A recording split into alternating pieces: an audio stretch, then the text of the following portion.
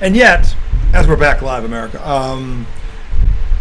for us to get within 14 games of you had to lose 13 out of 14. Just to keep it in its proper perspective. So anyway, back segment 2, the redoubtable one, the highly questionable one, IDD for those who disagree, segment 2, NBA draft recap. Now this, I don't know if this is where the fun starts because the big one, which may never fall, Giannis is still floating out there, but a bunch of moves have been made before and since the draft, and obviously Cooper Flagg is now officially a Maverick, which I'll tell you now, he's going to make them forget. Barring injury, if this kid stays healthy, they're going to forget Luka Doncic. In fact, they're going to look at this kid and go, why didn't Luka ever do this? Well, one, because the kid's already in better condition, and he has a different mentality. So, and by the way, he's just like Luka. That kid's been getting followed around since he was 15 years old. He's the best athlete ever to come out of the state of Maine, okay? And he went to Duke and wins Player of the Year with a spotlight on him the size of fucking the state of Texas. He goes to Duke, which is one of those blue blood schools, as a freshman and wins Player of the Year. Never heard of it. Yeah, never heard of it. It's a town to Durham. Oh, you mean the Durham Bulls? Duke? No, the Durham Blue. I thought it was Duke. I didn't realize it was Duke. It was Duche. So anyway, Dallas Mavericks got this kid, and I'm telling you, and Jason Kidd loves him. Of course he loves him. He knows what kind of player he's already. Jason Kidd's going to be going against him once he's the next head coach. Yeah. If we all snort about a line this long so we can join Mr. Dolan in his fantasy world, that reality, sure. Kid flips off the Mavs at the podium and says, yeah, you can have this white stiff, I'm out of here.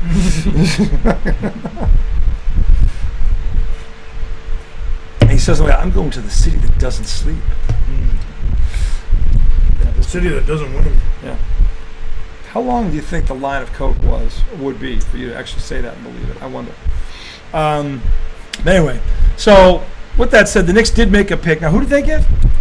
Mohamed Diawara. And where is he from? France. All right. So before you laugh, know this. France was in the gold medal game against the United States. I would be willing to bet this kid was on that team, number one. Number two, the Americans barely won that game. Okay? If Steph Curry didn't go into one of those Steph Curry shooting performances, they would have lost it. Okay, because their coach was keeping the players on the bench that could have won it without shooting well, because they do everything well. Tatum and Halliburton. By the way, how'd that look for you, Mr. Kerr?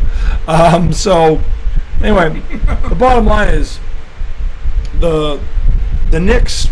This kid from France, that team, they can play. Victor Wembanyama, that ring a bell? Okay, I mean, let's not kid ourselves here about where this kid came from. The talent pool there is Tony Parker, two of the top 3 picks. I think the top 2 were they yeah. last year? So don't tell me that France, they can ball. I'm trying to find some more. They can ball. Okay, stats on there. Ask LeBron James, who got posterized by one of them. Just posterized, and I laugh. Not because it was a Frenchman, it's because LeBron James had to have known about this guy before the game started. Had to have known he was a leaper. Like, you see that kid go up, I don't think you get under him when he's already in the air. Or you jump and at least try to take the foul and don't give him the chance to do what he did to you. But, man, yeah, that one. Whew. All right, so Mohamed Diawara, if that's what you say. Probably not, but that's all right. 20-year-old, was Diawara. Diawara. It's French, so you know what they do. They give a weird accent on one of these letters. 20-year-old power forward, 7'4" wingspan. How tall is he? 6'8". Okay, with a 7'4" wingspan. Gee, who does that remind me of? Satch Sanders, Scottie Pippen, name a few. His strengths include ball handling and defense. Yeah, like I just see my previous statement. He played for Chalet Basket. There we go. Chalet Basket. In the French Chalet Betclic Elite League. What do you think their name was? The Charlie Basket what? Croutons? What was it? No, crawlers? Croissants? They never heard of croissants. He averaged a whopping 5.8 points a game, 3.1 rebounds, and 1.4 assists. So he was a triple single. He was a walking triple single. Hey, there's some guy in Golden State who's revered for that kind of shit. He's good friends with the Knicks' first-round pick from last year, Pacome Daddier, another Frenchie. Pacome Daddier. Yeah. Who? Your last name is Daddier. You are not someone to be trifled with. Daddier. Well, when Josh Hart saw it, he said, "The diet." The diet. Who's the diet? I have no idea. Daddier. Daddier. But that guy played at least 12 minutes this year. So, Yeah. we'll see. We'll see. We shall see. But he came from France, which has become a hotbed. Again, think Tony Parker. Start with Tony Parker. Remember how great Tony Parker was? Oh, yeah. So, Yeah, he was awesome. and now there's Wembanyama, and I'm telling you, this is not a fluke. So, yeah, I'd be cautiously optimistic with that. Again, the thing about the Knicks is they still don't have a fucking coach. And That's crazy. what's frustrating, not for me because it's not my team, but what would be is like, until you know who the coach is, you have no idea what direction they're going. That's the worst thing. Is like, I don't even know how these guys are going to play. Like, what is this new coach going to do? Like, you got your mind focused on that. Like, whoever they pull in here, like, you can't even say if that guy, the kid they drafted, is going to fit the coach they hired. You don't know. You just don't know. So that's where that's mad. Well, he's a second-round pick. I mean, So was Manu Ginobili. So was Dennis Rodman. okay. Knicks haven't done anything like that. I gave you 2 names out of thousands. So was Gerard Jokic. Flofen. So was Jokic, right? No, was he second round? He might have been. He was late first round, I thought. So was Draymond. Draymond belonged there, Mr. Single Triple. Knicks get major update in head coach search. Hey, what is that update, America? What is it, Tom? They're all hanging on the edge of their seats here. Come on. Let's see. This is updated yesterday. According to SNY's Ian Begley, I trust him, Don't quote Tom, quote Ian Begley. Knicks could be ever closer to finding a replacement. New York has interviewed multiple candidates and reached out to teams around the league for potential meetings.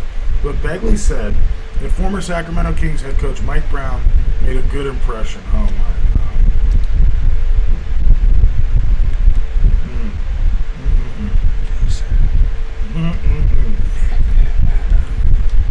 Listen to this list of coaches. New York has scheduled interviews or already met with 4 coaches over the past few days. Memphis Grizzlies head coach Taylor Jenkins, former Memphis, the guy I can't. New Orleans Pelicans assistant James Borrego, Minnesota Timberwolves assistant Micah Nori. I think that's the only guy that kind of gets me interested. Mike and Horry? The Minnesota assistant. Remember we were talking about? Yeah, they've been in the conference finals back-to-back years, so clearly he's been a part of that. And that head coach seems like He's probably the defensive guy. And they do so? play, and they do play defense. Minnesota plays defense. One of the few teams that does. So hence the conference finals 2 straight years, by the way, and they've swapped out pieces and they've got there. They ran into Denver. No, not Denver. Dallas, who the Celtics bitch slapped, but the team this year won it. Barely, but they won it. Point is, this guy has been around success. You have to one deduces he had something to do with it. And I don't mean in a Matt Patricia kind of way, like he went and got the donuts and the coffee. No. I think this guy would be a good candidate. Well, he was the one who stood in when that guy got injured. And they got to the conference finals. Yeah. So, I don't know. I would not be excited for Mike Brown. Mike Brown. It's a retread. I hate that kind of shit. The problem with, and I feel bad for guys like Mike Brown, I'm sure he probably can coach a little. But at some point, you've been fired one too many times. This is like, and that's the problem with a coach being. Is only the truly great ones stay in one spot for 20 years, like a Bill Belichick, or Red Auerbach, or Mike Tomlin, or Andy Reid, guys like Bill Walsh. You can count them on. You wouldn't need 2 hands. The Tom Landrys and the Chuck Knowles, and those guys are few. Vince Lombardi. I mean, there's not a lot of them. Because for every one of them, there's 100 guys. Well, I mean, goddamn, they don't need They don't need fucking Vince Lombardi.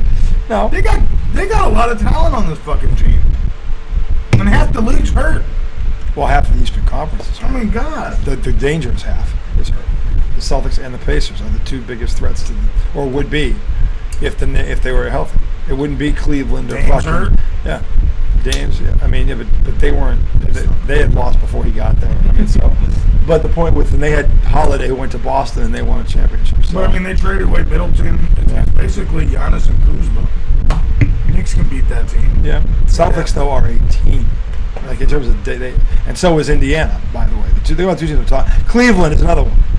You know, they've got the But depth. Indiana without Halliburton next year. No. They won't be. They might make the playoffs. They're going to make the playoffs, but they're not going to be. They're not going to get out of the second round. They're no threat to. They might win a round depending on who they draw. That would depend on who they drew. So, but no, I don't think they. Will T.J. McConnell have a season of shards, or will he come back stronger next year? He's going to be in his 17th year. T.J. McConnell? He's played 16 years. Wow, that dude looks like a kid. But at some point, the tread comes off the tires. See, this is going to be his 17th. Well, the year. tread came off. You know how many guys we're talking about have played that well that late in their career? That's an even shorter list. You know, LeBron. Well, he didn't play as good as he is now at the beginning of his career. But he played good. He played good enough to hang around. That's true. I mean, so. But I mean, but you know, hang for the around. past couple of years, he's been good. He was always good. It's a frog. He was always good. Get out of here! Don't run in my garage, you idiot. He's right there. He's gonna hop right inside the building. That might be a prince, dude. Well, you go kiss it and find out. It's not worth it. No. It's not worth it. It's not worth all the gajillions of dollars in gold and castles. It's not worth it. I mean, for the potential that I get warts on my lips, I don't think so. Well, that's the one drawback, I suppose. Plus, if he's not a gay prince, it's not like he's going to marry me. No, but you're the one who turned him in, Prince, and kind of owes you something. That's true. You're Either just way, something. there's something. You know, you'd be hopping around and running from snakes right now if it wasn't for me, asshole. So, cough it up. Cough it up. And by the way, you're a frog. You think I wanted to kiss you? By the way, I mean, what princess is going to have a rack like this? I don't disagree. Every now and then you can slip that in. It flows like Capistrano. Switching to the Celtics real quick. I was telling this today at the pool. I couldn't believe it when I read it, so it bears repeating. And ESPN, like all these major, they do a post-draft analysis, right? They break down every team and the coulda, shoulda, woulda. And if I were them, I would have drafted this guy, but that guy's good, or that guy would have. What this GM's going to get? Whatever all that shit. So the Celtics, they asked this question, on their analysis page. It was like, who's going to be Rookie of the Year, odds-on favorite, defensive Rookie of the Year, all this shit. Who can make the All-Star team as a rookie? All this shit. And then they get to this question.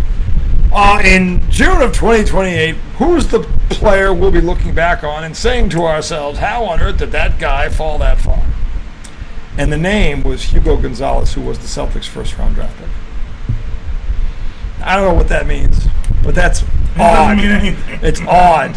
It's odd that I find it odd. Of all the players that they think, Mark it down. yeah, they're saying the guy that averaged 3 points a game last year in France. So in 3 years, we gotta Spain, revisit this. We're gonna have to. I mean, you and I might be busy then. We might be running the White House with you. By the way, Izzo Miliaccio, 28. Get your votes in now. Stop bending over America. Those T-shirts are going out. Because right now, are we bent over? Woo! God. Do you have any preparation H? I ran out. The point is, you don't put preparation H when you take it in the hands. no, true. Or was it just a line? I had a large coming. This is my second one. I'm just cruising here. Cruising because vacation's upon us. But the point is, look. So did that get you excited? Well, I didn't know what to. Now, here's the thing. You know who's on this list? Tim Legler, Jay Billis. These are guys whose opinions I have. These Jay Billis and Tim Legler, he'll back me up on this, are two of the very few that I quote. Very few. Meaning when they speak, I listen to them. Because they know their shit. I happen to know on very good intel that both of them were in on this post-draft analysis review thing. Which means when they came up with Hugo Gonzalez, they voted on every player taken in the first round. And he was the name that came out of the hat. So the odds are at least one of them backed that sentiment. So how far-fetched is it? I don't know. But I hope that thing is right, because if it is, then Brad Stevens did it again. So, by the way, Brad Stevens has a habit of doing shit like this. Peyton Pritchard, hello. Sam Hauser, the kid from fucking what's his nuts there, Nemias, this fucking 7'2" jumping jack from the main D League. Cada, fucking this kid. Where the fuck do you find a guy like that? And he comes in like, yeah, Brad Stevens is the guy that made this pick. That's why when you combine that with one of these two guys agreed with that statement. At least one of them did. Usually, when there's smoke, there's fire. He's 6'7" too.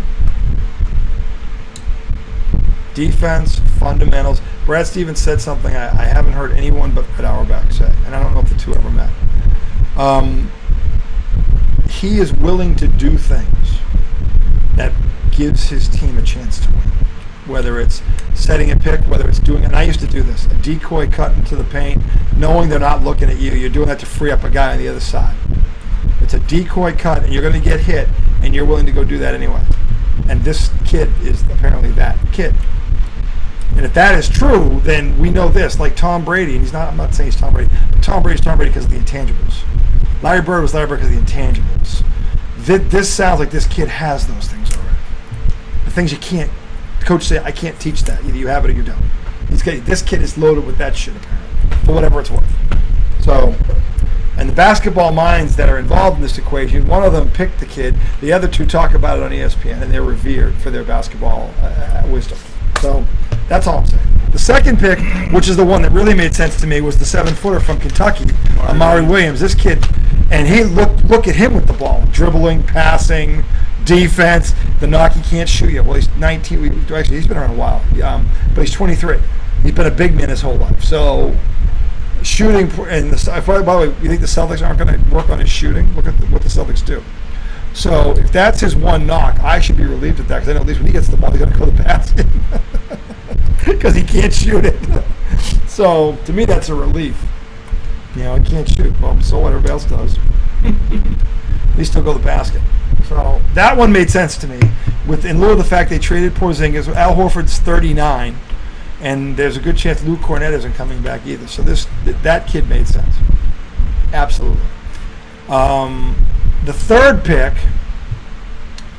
which in lieu of what I just said didn't make sense, but I've gone back and forth with this kid, Max Shulga, out of VCU, Atlantic 10 player of the year. Now, Thomas J., who followed this kid religiously, he actually went to see him play a couple times. Give us your assessment of this kid, just overall, as a fellow VCU alum. Hold on, I'm getting these seats.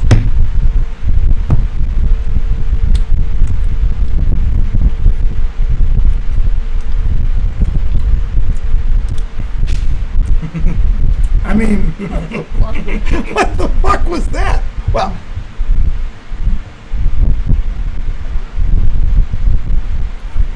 what the fuck is all that? I don't know. I mean, I never loved Shulga. I think he won A10 Player of the Year this year. He did. He did. 15 points, 6 rebounds, 4 assists a game. Solid. The stats are there, but I don't know. It's hard to see. He seems slow on the court. I don't know that he's slow. He's not aggressive. Is that Whenever he decides to put his head down and go to the basket, he somehow always manages to get there. He played with Cada at Utah State. Where this Brad Stevens. This thing, I'm just saying, Brad Stevens has seen this kid before we've seen this kid. He knows him better than we do. I'm willing to bet that. They should. It's weird that he shot 38% from the 3-point line. His shot is, I don't know. It was inconsistent, but maybe I'm just thinking of the A10 tournament and then the For all we know, the kid was playing hurt and didn't tell nobody. I don't know. That's one option. I'm not saying that's the most likely option. That's possible. Who the fuck knows? But Brad Stevens sees something in that kid too. I know that was a riveting review. See, I put on the tee and Tom just went.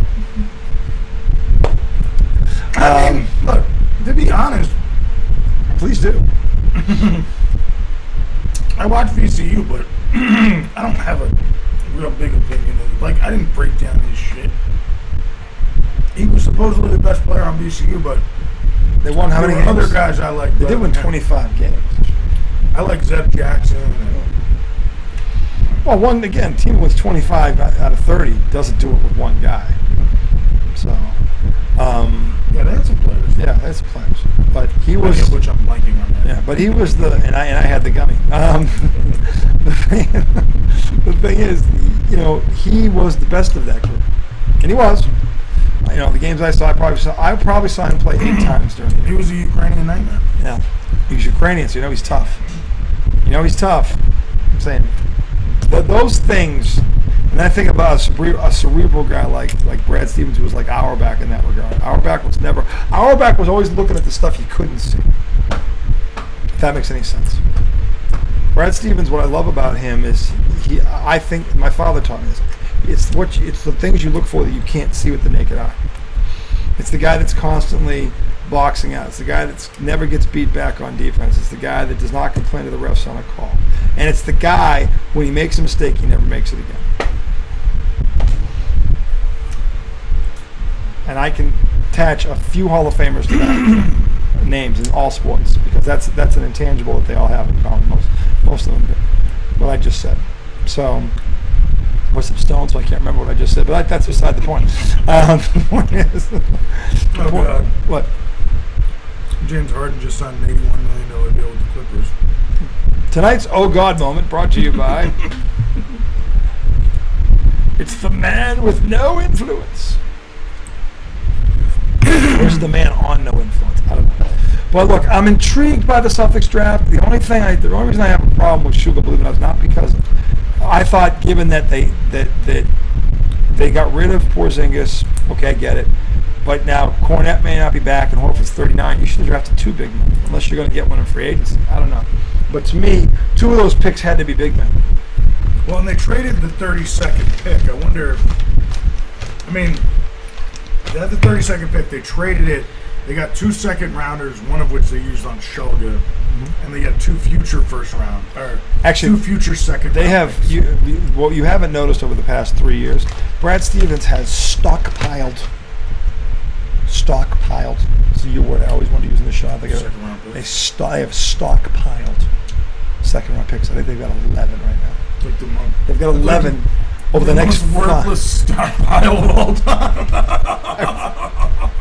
Wait, we have the 56 and 57 for the next 10 years. He fucking just beat me to it. I couldn't say it fast enough. He was thinking that's why this duo is the premier duo in fucking London and fucking, because this is the thing. You can't teach that right there. I don't do that in Belarus. You don't do that shit. You don't see that shit on SportsCenter America. No, you don't. No.